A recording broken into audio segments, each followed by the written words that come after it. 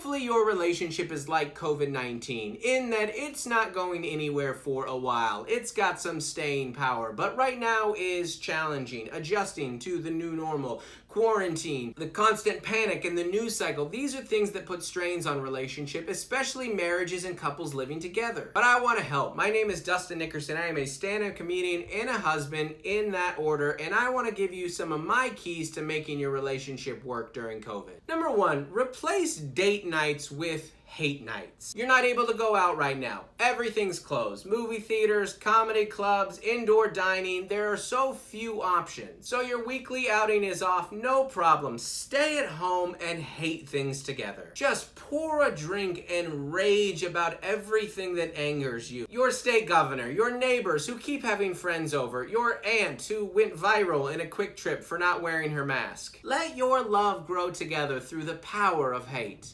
Number two, give space to space out. Yes, hobbies are important right now. Staying active, exercising, reading, but you know what's really important? Staring at your phone for an hour and doing absolutely nothing. Hey, what are you doing on your phone? Twitter? Candy Crush? Texting? You know, kind of all of it and kind of none of it. It doesn't help, but it doesn't hurt. Number three, don't be too critical. This is a challenging time for everybody, and you're around each other a lot more, so you've gotta let some things slide. So if hypothetically your husband needs to take a 45-minute shower, and if 40 of those minutes hypothetically are him laying on the tub floor sipping coffee that is as black as the existential crisis he is going through. Let that slide, honey. He's going through a lot. Number four, evenly distribute your rage. We've got all the feelings right now, and anger is certainly one of them. And couples fight, even under normal circumstances. So right now, it's like a plethora of rage. So make sure your significant other doesn't get all of that rage. Spread out that anger butter all over the bread. Maybe get a punching bag or a good pillow or child that you can scream at. Maybe create a fake Twitter account and just troll celebrities. Listen, you're right. A lot of this really is your partner's fault, but it's important that they don't know that.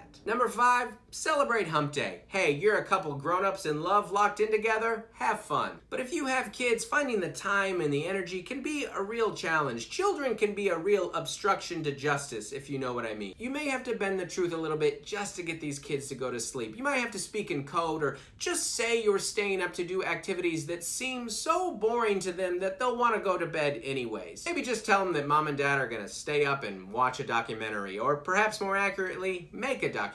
And if that doesn't work, you may need to try the more straightforward route. Look them in the eye and say, listen, if you don't want your childhood ruined, you need to be asleep, unconscious, or dead in the next 30 minutes, or at least put your headphones on. And finally, be there for each other. Your significant other, like you, is an individual going through a unique set of struggles right now. And the one thing they need to be able to count on is you. Just like you, they're imperfect, and you love them for their best, but you're there for them in their worst. So be grateful and be there for them. And besides, we're in the middle of a global pandemic. Who else are you gonna find right now?